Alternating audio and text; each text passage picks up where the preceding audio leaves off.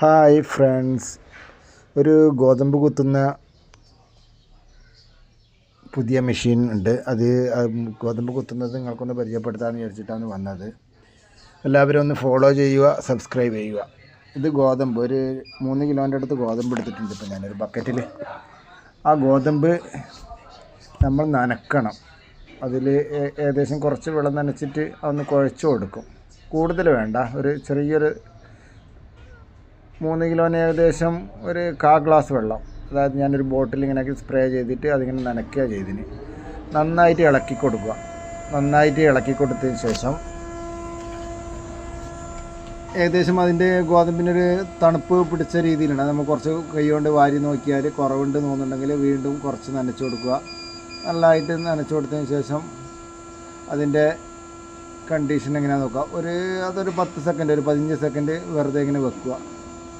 വെച്ചതിന് ശേഷം നമ്മളത് എടുത്തിട്ട് ആ മെഷീൻ ഗോതമ്പ് കുത്തുന്ന മെഷീൻ, അതിൻ്റെ ആ ലോക്ക് ചെയ്തതിന് ശേഷം നമ്മൾ ആ ലോക്ക് ഉണ്ടാവുമല്ലോ, അതിൻ്റെ ലോക്ക് ചെയ്തതിന് ശേഷം നമ്മളതിലേക്ക് അത് തട്ടി കൊടുക്കുക. ഈ ഗോതമ്പ് അതിലേക്ക് കംപ്ലീറ്റ് തട്ടി കൊടുക്കുക.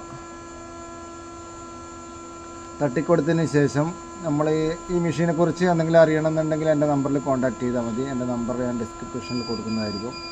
അതിനുശേഷം ആ ഗോതമ്പ് കുത്തിയിട്ട് വരുന്ന ഭാഗമാണ് ഈ കാണുന്നത്. ചെറിയ മെഷീനാണ്. എല്ലാവർക്കും വീട്ടിലായാലും ചെറിയൊരു സംരംഭം തുടങ്ങുകയാണെങ്കിലും ഇത് വളരെയധികം ഉപകരിക്കുന്ന ചെറിയ മെഷീനാണ്.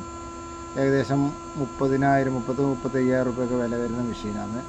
നല്ല എളുപ്പമാണ് ഗോതമ്പ് കുത്താൻ വേണ്ടി. മറ്റുള്ള ഹള്ളറിൽ നിന്ന് കുത്തുന്നത് പോലെയല്ല.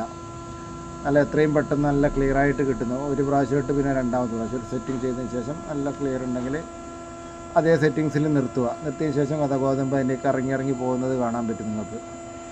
ഈ ഭാഗത്തേക്ക് കൂടെ ഗോതമ്പ് വരുന്നുണ്ട്. അത് നമുക്ക് നോക്കാം അതിൻ്റെ കണ്ടീഷൻ എങ്ങനെയുണ്ട്. കണ്ടീഷൻ കുറവുണ്ട്, കുറച്ചൊന്ന് ടൈറ്റാക്കി കൊടുക്കുന്നതാണ് കണ്ടത് നിങ്ങൾ. ഗോതമ്പ് കൈ കൊണ്ട് നമുക്ക് നോക്കാൻ പറ്റും. ബക്കറ്റിലേക്ക് കുറച്ചെടുത്തതിന് ശേഷം നമുക്ക് ക്ലിയർ ഉണ്ടോ എങ്ങനെയാണെന്ന് വെച്ച് കൃത്യമായി നോക്കുക. പിന്നെ കുറച്ചൊന്ന് ചെയ്യുക. ആ തൊലി പോയിട്ടുണ്ടാവും. ഏകദേശം രണ്ടാമതും നമ്മൾ ഒന്നും കൂടെ അതിലേക്ക് തട്ടിക്കൊടുത്താൽ അത് ആദ്യം നല്ല ക്ലിയറായി വന്നോളും. ഇത്രയേ ഉള്ളൂ അതിൻ്റെ കാര്യങ്ങൾ. അത് ക്ലിയറായി എത്രത്തോളം ക്ലിയറാകുന്നുണ്ട് നമുക്ക് പിന്നീട് ലാസ്റ്റ് അതിൻ്റെ വീഡിയോയിൽ നിങ്ങൾക്ക് കാണിച്ചു തരാം. എത്രത്തോളം ക്ലിയറായി വരുന്നുണ്ട്. ഇത് സാധാരണ ഗോതമ്പാണ്, വില കൂടിയ ഗോതമ്പല്ല. സാധാരണ റേഷൻ കടകളിൽ നിന്നും കിട്ടുന്ന ഗോതമ്പാണ് ഇത്. ഈ ഗോതമ്പ് അതിൻ്റേതായ ക്ലിയർ കിട്ടും. കുത്തിപ്പൊടിച്ച് ദോശയൊക്കെ ചുടുന്നതിന് വളരെ ഇതുകൊണ്ട് അതിൻ്റെ ക്ലിയർ നല്ല അടിപൊളിയായിട്ടുണ്ട്.